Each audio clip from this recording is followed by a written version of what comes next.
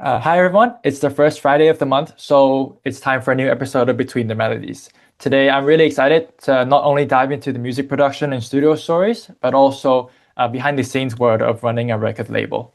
As alluded to before, our guest today is one of the minds between the label Area 53 and an artist known for his sounds that blur the line between trance and progressive melodic dance music as well. And with support from some of the biggest names in the industry, recently Tiesto, Armin van Buuren, David Guetta, and many more. I'm really thrilled to have him on the podcast today. So please welcome Semblance Smile. What an introduction. Thank you so much. Yeah, so starting off, a few quick fire questions just so that the listeners can get to know more a little bit about you. So the first question is, which track is your favorite that you've ever produced? That's a pretty funny question, actually, because I thought about this recently, and I think it's one of my latest tracks called Days and Moments. Oh, Um, all right. and I think it's because of the whole story behind it. Because I did everything myself in this case. I did the sound design, I mixed it, I mastered it, I created the artwork, I did the distribution myself, I did the promotion myself. So yeah, for me, this was like a real full circle moment, and yeah, I think it's also a really cool production. Um, yeah, so I think I have to stick with with that one, Days and Moments. Yeah, I mean, I've heard it actually before it got released because you sent it to me, and Yeah, I really like this new style. And it's also something that we'll touch upon later in this episode as well. awesome, great to hear. Yeah, and next question is, what's the story behind the label name Area 53? Yeah, um, that's a pretty hard one to answer because there is no. I think it's because the Area 51 is like the like a really, how do you say it? Something you cannot touch. I think it's dark, it's mysterious, it's like a bit of the everything we want to achieve as a label ourselves. So yeah, it stands a bit for our vision, but Area 51, it's already a trademark and Yeah, stuff. So we decided to give it our own twist and just do Area 53 as a little fun, fun thing actually. So yeah, basically it's yeah, just that, yeah. yeah. I mean that's a cool name. I think people will probably quickly realize as well where the name maybe can come from. So yeah, that's a cool Yeah, choice. exactly. But yeah, for us, the main thing is to have this mysterious kind of vibe, and that's also Mm. where we want to go to for next year to release more of the a bit of the mysterious sounds. I think. Yeah. Yeah. Well, I think if you listen to my track Days and Moments, it's basically a bit of what we're standing for right now. Yeah. Mm. Yeah. And the next one is, do you have a favorite hobby or anything that you like to do outside of music? Well, I have a dog, and I really like to walk with the dog. Actually, especially now the weather is is going to get a bit better now. So we're leaving the rainy days, and yeah, I just really like to just walk with the dog and listen to music. But yeah, outside of music, I don't have any hobbies. Well, I like to play darts, but Hmm. yeah, that's basically it. Yeah, music is basically 95% of of everything I do outside my kids and my family, and Of course. yeah. And the next one is, maybe it's put you on the spot a little bit, but do you have a favorite track so far of 2026 from anyone or like any genre at all? Uh, ooh, that's a really good one. There are a lot of good music, a lot of good tracks at the moment. I really like Cubicore's new track. He released a new EP. It's called In My Mind. Hmm. It's a bit of the melodic techno Hmm. sound, and the breakdown is really cool with some choirs, and yeah, you should definitely check it out. Um, Outside of dance music, that's a really hard question. I don't know actually. Yeah, there's so much good music, and Hmm. yeah, I listen to a lot of different genres as well. So yeah, it's really hard to pick one song that's um, yeah. I was gonna ask whether, do you normally just listen to trance and stuff like that, or do you also listen to maybe, I don't know, pop or something else completely different? Yeah, yeah. Basically, I do listen to a lot of music. So, of course, yeah, dance music is the thing I listen to the most. Um, yeah, because we're working with dance music all the time. But I can definitely listen to pop music and even some classical music. And I just really like everything with some kind of emotion. And yeah, yeah, right now I'm listening a lot of to a bit of the deep house, trancey crossover. I don't know if you're familiar with Linux. Yeah, yeah, yeah, definitely. Yeah, well, that's one of the artists I listen to a lot. I love his stuff. So, yeah, basically that. Cool. And lastly is where would you recommend people to visit in your hometown or home country? Well, I would definitely not go to Amsterdam. It's like a bit of overhyped, I think. There's a lot of tourists, and I think it's really nice to travel a bit more inside the country. Mm. I do live in a small city in the middle. Um, and yeah, it's really cozy. It's we have a big lake, and yeah, it's a bit of a fisher. Yeah, like how do you say it? A fisher city, Oh, if like you know what I mean. fish, like a fishing sort of Yeah, city. exactly. So it's really cozy, and yeah, it's really cool. Yeah, so I would say come travel a bit more into the south, into the country. Yeah, for sure. Cool. And yeah, those were some really interesting insights. And now I think let's dive into your music. So you produce a wide range of sounds and styles over the years. But really, how does the process of creating a new song work for you? Well, usually I start with creating a very cool sound. I think sound design is very important because it really sets the basic of the track you want to create. So I start with finding the right sound. So no drums, no kicks, and just basically a sound and a simple melody or yeah, hook kind of thing. And I always try to go on websites like Splice and find some good ambient sounds to really so you have a bit of a song starter ID. And if that stands well, I think it's very easy to focus more on the arrangement and really try to create a story. If yeah, you know what I mean. Yeah. So Yeah. usually I always try to make yeah, I try to start with yeah sound design. I think it's one of the most important things also in yeah in music. Because I saw, I think you put a video up on YouTube of breaking down, I think, days and moments, one of your Yeah, newest tracks. exactly. And you said about this, there's ARP sound that you thought was really cool. And the song sort of was just built around this ARP. So yeah. Yeah, exactly. Yeah, well, basically, yeah, that's yeah how I created it. I just had this really cool arpeggiated loop, and then I started with some supportive elements, and I created the kick and the bass, and yeah, as the latest part because it only sets for the groove. Hmm. And I think this track is a bit more focused on the yeah emotion. Yeah, I don't know. You should listen to it. Yeah. And I mean, at what point do you think that, okay, I'm gonna finish this song, or is there also a moment where you think, I'm not too sure if I wanted to really finish and release this, and then you want to let that track go? Yeah, I do have a lot of that kind of things, unfortunately. But in this particular case, yeah, I created it maybe in 4 hours back in Wow. November. It really was a 1 day project, and that makes it even um, yeah makes the story even better, I think. Yeah. Yeah, but yeah, Yeah. of course, I also work on projects, and I can sit on it for a lot of time and then decide to I don't know about this and then yeah just leave it for what it is. But I think we are all familiar with it, and it's part of Yeah. the creative process as an artist, Hmm. unfortunately. Yeah, Yeah. of course. And another aspect of your music is obviously like your whole host of collaborations. So how do these collaborations usually come about? Like, and how does it work? Maybe do you take turns to add something to the song, or you also maybe have a chance to work with the collaborator in person as well? So how does it usually go?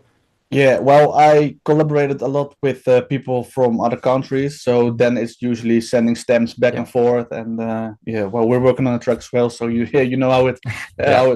how it goes. But lately, I'm also making a lot of music with friends like Brian Mm. and Kevin. They're really good friends of mine, and we speak to each other every day, also in person. So then it's just I visit him or he visits me, and then we work on the track. Like I released a track with Brian North Skies back in November, called Light Slow Down, and yeah, then it was just like a studio day, and then we're just working on it together, and it's yeah, I really enjoy it a lot more than creating music like with sending stems back and forth. And unfortunately, we have to because we live in different parts of the world, so yeah, you get forced to find a creative way. But yeah, for me, it's really cool to work in the studio with some artists. Yeah, and Yeah, I guess you also like learn a lot from each other as well, like how exactly, different people work as well. So that's really exactly. cool. Yeah, it's really cool. Yeah, true. And now I'm really interested in this, and I know some of your fans will probably have noticed as well. You've had a little bit of like a shift in your sound towards like more slower, melodic, and progressive sounds. So what inspired you to explore this new direction? Really cool question. I think it happened naturally. I think I feel so much more attracted to the more melody side of things. And yeah, like I said before, sound design is a really important thing for me. And I just noticed that um, I wanted to work more around the emotion and a bit less around the clip, yeah, the clip kind of tracks. And it happened naturally. Yeah, I don't know what caused the shift, but it just I feel way more attracted to this music. Um, yeah, and that's the really cool thing about music because maybe in 2 years, I found another way to express myself, and I think that's also really cool. As an artist, you can just make whatever you want to, and for now, it's the music. Yeah, well, for this year, I plan to release a lot of music within the more deeper and slower sound, but I'm also working on some melodic techno, more clip inspired tracks, but still with a bit more with a bit more deeper emotion, I think. Yeah. Yeah. Yeah, so it happened naturally actually. Yeah. That's really cool. And I think aspiring producers will probably be interested in this in terms of, as an artist, you probably want to try different things and make different sounds and styles, but also how do you manage this in terms of building up your artist project? Sometimes maybe do you consider releasing as an alias or just everything into your main artist name? Yeah, well, the thing I will definitely recommend is just to release. And it Mhm. doesn't matter if it's the best quality yet or if it's yeah, I think if you're releasing music consistently and you're making music consistently, then the things you like and the things you don't like will come naturally to you. Um, yeah, so just release your music and don't doubt yourself if it's good or it's a really hard industry with a lot of rejections if you send your music to labels. So don't even bother about it. Just release your music yourself. Try to focus on one track at a time, finish it, and just put it out. There's always someone in the world who probably like the track, so that should give you motivation, I think. Yeah, Yeah, that's very true. I mean, I spoke to a lot of people before, and they just say like sometimes the most unexpected things just happen, and you never really know like who came across your music. exactly. Well, the same happened with Days and Moments. I just created it, like I said, in one day, and Yeah, I just loved it, and I decided to release it myself, and yeah, just played it. So it's just yeah, things yeah, can happen spontaneously. Yeah, yeah. but it didn't happen if I did not release it. So Hmm. yeah, Yeah, and for me I this is know a this track was also picked up by Tiesto as well, so I guess yeah, it came exactly. a long way. Yeah, It came a really long way, and it's really cool to reach artists like this big. hmm Um, yeah, so that's a motivation for for the future, but it's not the thing I chase the most. I Yeah. just want to make music, and um, if I think a track is good and I really like it, then I will release it. And of course, if someone plays it or something cool's happened, that's fine, that's cool, but it's not the main part of this. Yeah. Now let's switch gears a little bit and talk about the other side of what you do. So your label, Area 53. Yeah, Um, exactly. what motivated you to start your own record label? Well, basically, it sums up a bit of what I said before. Like, I just couldn't deal with all these rejections, Mhm. and I just really stood behind my music, and I just wanted to release it. So, if no one wants your music, yeah, you should release it yourself. That's basically what it is. And the really cool thing is that you can create your own world now. So I can make my own music. I can release it on my own terms. I don't have to share any splits with a label. Mhm. Um, so you have a lot of control. Basically, you have every control. So yeah, for me, that was a bit of the first seed that was planted, and then last year I decided to to write a little business plan and focus a bit more on the the distributional side. This yeah, you have to find a distributor and you have to try to focus on the branding. So yeah, it's basically just a little journey, and now we're rebranding and we're here. Yeah, we have a lot of music scheduled for this year already. So that's really cool. Oh, wow, that's really interesting to hear. And okay. So now that you also have like your own label, right? And is there like a way you sort of decide whether you want to send this out to other labels, or do you want to bring it to your own imprint? That's a really interesting question because I'm still doubting too much, I think. Mm. I have some demos that I really want to show to some other people. But on the other hand, I just want to release it myself because I know how it works now, because I've done some releases before. So I know, um, yeah, how the distribution side works. I know a little bit more about the promotion. So I have a couple of demos that I maybe send out, but maybe I will release it myself. Yeah, I still don't know. Yeah. But I think So that's really cool though to sort of have the perspective from both sides and have that knowledge exactly, of how things work at least roughly. I think that that helps with decision making as well. exactly, and it's also really good to send out some music to other people so Mm. you can have some feedback, but you can also network a little bit. It's really important in this industry. So um, I don't think I will self-release everything, but this year definitely I think 80%. So well for this year I only have music planned on Area 53 yet. Oh So wow. yeah, I think couple 5 or 6 tracks. So Yeah. that's a lot, I think. Yeah. But maybe And later in the mhm. year I'll try to sign something on another label. But Yeah, we'll I see. guess you never know really. But it's nice to sort of build your own world, like you said, with your sound and your Exactly, label as well. exactly. And for me, it also feels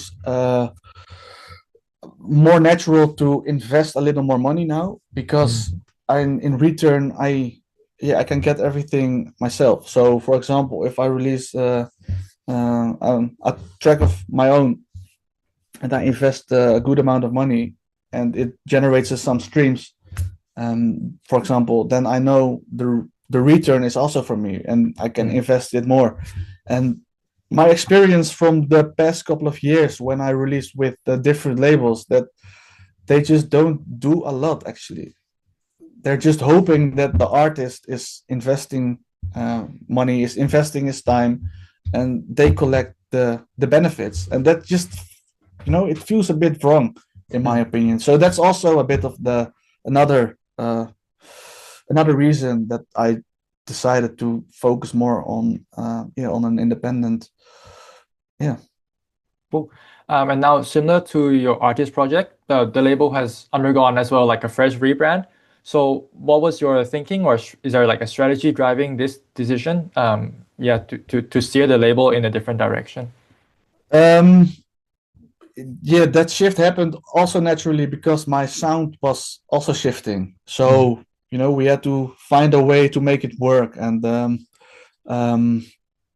yeah, the only way to focus on a brand identity is to make sure it really stands out. So, um, yeah, basically, we decided to focus more on the deeper mysterious kind of sound, and that can be also melodic techno and even trance, but not the typical trancey music. Yeah, well, yeah, Yeah. I would say it's trance influence, but not pure trance. Yeah, but I mean, and also, yeah, you touched on a really interesting thing there, because right now, like, you can't really define genres. It's not as easy as before, and there's just a lot of yeah, different names, different things that you can call it. But I think it goes down really to just the emotion that you get from the Yeah, song. exactly. Yeah, yeah. I always say to people, I'm a trance producer Yeah, because it's the main influence, but I'm definitely not the generic trance producer. So it's and I think that's also really cool about music, that you can just create whatever you want, and yeah, it's really cool. yeah, definitely. And now I know some of our listeners are aspiring artists, and they look to sign music to labels. So for you, like, what do you look for in a song? And perhaps, like, it also, do you look into the artist as well before you decide to sign their track? No, not really, actually. That's not the most important thing for me, um, because I believe in a strong identity. So if the Mm. music is good and we can work with it, then we will definitely consider to release it. So I would say we look for moments and uh, for feelings, for not for followers. And if an artist, of course, it really helps us to market it well. And um, yeah, like I said, this year we are really trying to invest also some money in the releases, so we can have some DJ promo or advertisements to target the right people. So it definitely helps if the artist is also pushing the track itself. But if the track itself is good and we believe we can work with it, then we will definitely do it. A good sound selection, sound design, good arrangement, a good story. That are the most important things I think we look at the moment. Yeah. Yeah, because I know a lot of people, they say if the music is good, then that's the most important thing Exactly. that people look for. Yeah, but yeah, basically yes. Yeah, but the biggest labels and also the smaller labels nowadays are really looking um to the total package. They Mm. want good music, but they also want an artist with a strong following, and they want an artist that is investing his own money. It's for me. It just yeah. I Yeah. just really want to listen to good music. So that's also um the brand identity of our label. Mm. And now, as a label, how would you define a successful release? That's a really good question, because we are also still way too much focused on momentum, I think. And Mm. your release, for example, you did with us, was played by Paul van Dyk, which for us was really Oh, cool yeah. because a big name plays our music. We're a small label, so we're still measuring ourselves with this kind of moments, and it's really really important. Um, but I think our release is successful for us is if the track is already good for us. If we sign the track, then it's already a success for us, because we we only want to sign good music. So what happens next, unfortunately, it's also a bit out of control, Yeah, because if we like a track, that doesn't mean other people like the track, yeah, of or course. that we will try to push it, and we will try to use our way to get it heard by people, and to submit it to creators and to other DJs. But for us, I think if a track really is good and we sign it, then it's already a successful release for us. Yeah. Yeah, really cool. And now, as an artist now, like, would this definition still be the same, or is there other aspects as well that you look for as an artist releasing a song?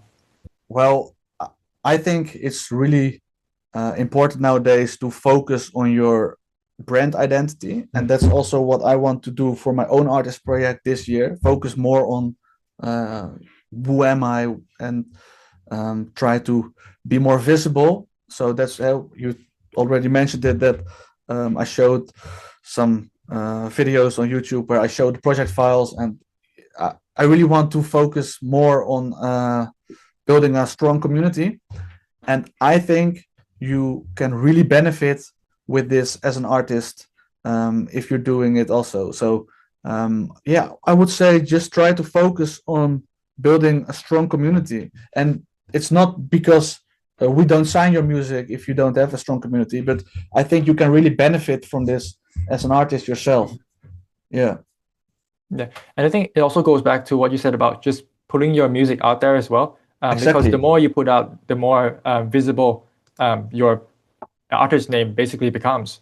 Exactly. Yeah. Yeah, and the more you will get familiar with your own sound and with your own vision, and it's when I first my first tracks, I just did something, and I did not, it was rubbish. um, but you're really growing into the process with every track you make. And so, because I made hip hop beats first, it's really Oh, cool. Yeah, I started off in 2009, I think, with uploading beats on YouTube, and I did it for a couple of years, and then I slowly got more attracted towards dance music, Swedish House Mafia. Then it was more the Oliver Heldens, deep house, and then back in 2019 it became trance. So if I did not make the music before, I did not make the music now. If that makes sense, you know what I mean? yeah. That's That's actually really cool. Where you started off with, and how that sort of changed over time. Yeah, exactly. Yeah. Well, I think that's unfortunately all the time we have for today. It's been really interesting to talk to you, and I'm certain that there's a lot of things that people can take away from. And now to close off this episode, we're just gonna have a short section on shout outs, which hopefully will be interesting amongst the different people we have here on the show. So for the first sort of artist or group, who would you say is like a one to watch, or like a rising talent in the scene? Is there one in mind? Okay. Um, it's Ramundo. Sure. Oh, oh no, No, no, yeah, you can no. say it. Well, Yeah. yeah, but really like your music. You have a really cool sound. So I really want to mention it as well. I really Um, appreciate that. Yeah. yeah, no, it's really cool, especially the track you released with us. I think and also you did on Be Mind. Yeah. Um, really strong production. So yeah, keep Yeah. going. Thank you. Thank you. That means a lot. Yeah. Um, there are a lot actually. There's a German artist. He's called Other Side, also a good friend of mine. Oh I yeah. did a couple of tracks with him as well. He's a really talented producer as well. Um, yeah, there are a lot. Nor is a really cool artist, but he's already pretty established, I think.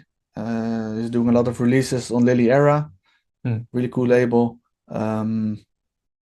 Yeah, so there are a lot of good artists. So um, yeah, Yeah. I mean, tough question. yeah. And I Really keep tough mentioning question. this, but like there's just so many music being uploaded every day. So many new people. So it's sometimes really hard to keep Yeah, up with everything. I've read an article once, and it told me it was maybe 100,000 uh, tracks every single day uploaded on Spotify. So Yeah. well, that also makes it really interesting. Um, to focus on your own branding again, Yeah. because it's so hard to push through the noise. And if your branding is good, then it will be a little bit easier. Yeah. And now, secondly, I'm feeling I might know who you might mention, but is there like a unique act you've seen recently? Maybe like an artist who's been releasing music with a sound you never really heard before, or someone who's doing like a really cool live set idea? um, do you know Aaron Heibel? Yeah, yeah, yeah, yeah. Yeah, well, that's a really, really, really cool act, I think.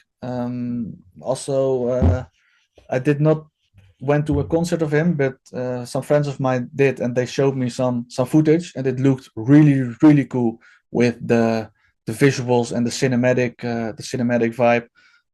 Like a bit of, it reminded me a bit of anima with Oh, yeah. the big visuals, but this was way more, uh, yeah, way more natural, I think. Mm. Yeah, so probably yeah, Aaron Heibel, I think.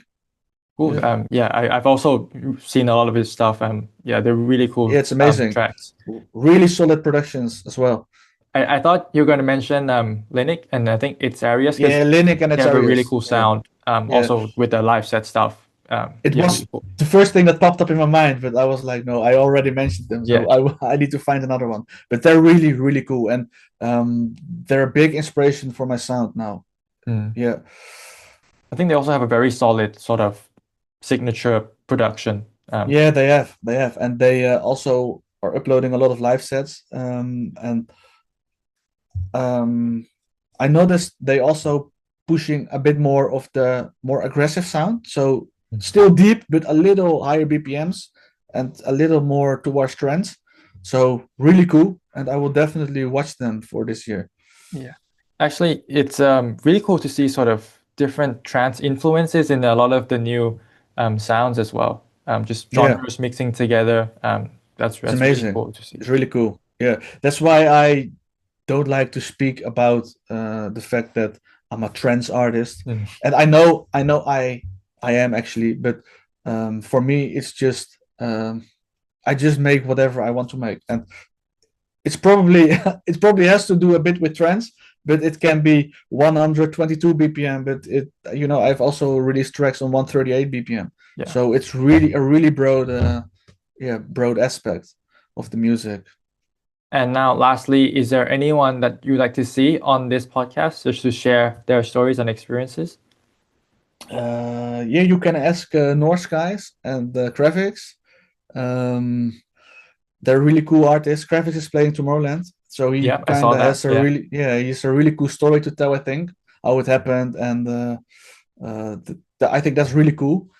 Um, so yeah, maybe that kind of artist. And yeah, I think it's really cool to have some artists that are, some smaller artists, because they have a really cool vision, I think, and they're building towards something. And I think that's really cool to to have a discussion with. Yeah. So yeah, I don't know. Yeah. They, Yeah. yeah, I'll try to see what I can do to get the different people on the podcast. yeah, sure, And sure, now, should do. before we finish, let's look ahead into 2026 a little bit more. So, is there anything that you can share with your listeners about the rest of 2026?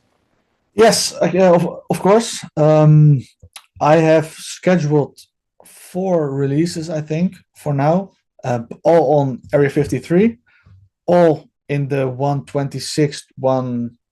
No, that's not true. I have, I think, 3 or 4 in the 126 to 128 range, and I've one on 134 BPM. So that will be a little bit more energetic. Um, Working on a lot of music. Like I said before, I have a couple of demos that I want to maybe show to some other people, but I'm still a bit in doubt how to approach that, because I really want to make sure the music fits with where I am in my journey. Mhm. So I can send it to some labels, but if I don't feel like releasing with them, I don't think it's worth it. So yeah, I'm still not too sure about how to approach it, but I will think about it for the next couple of weeks, and maybe I will release it myself. So yeah, basically I have these demos, and I will just sit until the right thing happens. Label wise, we are releasing a lot of music from ourselves, and we're still looking for demos. So yeah, if you're watching and you think you have a suitable demo, feel free to send it over. We'd love to hear it, and if we can work with it, we will definitely do it. And if we cannot not work with it, we can I can sure provide you with some feedback and why it doesn't suit our label, but so yeah, that basically I want to focus on making music this year and just share it with the world. Yeah, I really look forward to seeing all the different tracks you have lined up. Yeah, well, we're working on something as well. It's not finished yet, but Yeah. I'm pretty sure we will release it as well on the imprint, because it really works well with us. So I should definitely do the final touches, and really looking forward to it. Really strong track, I think. Yeah, me too, of course. But yeah, thanks again for taking your time to join me on Yeah, the podcast. thanks for having me. It was a pleasure. Yeah, thank you. And I'll thanks all for listening, and I'll see you in the next episode.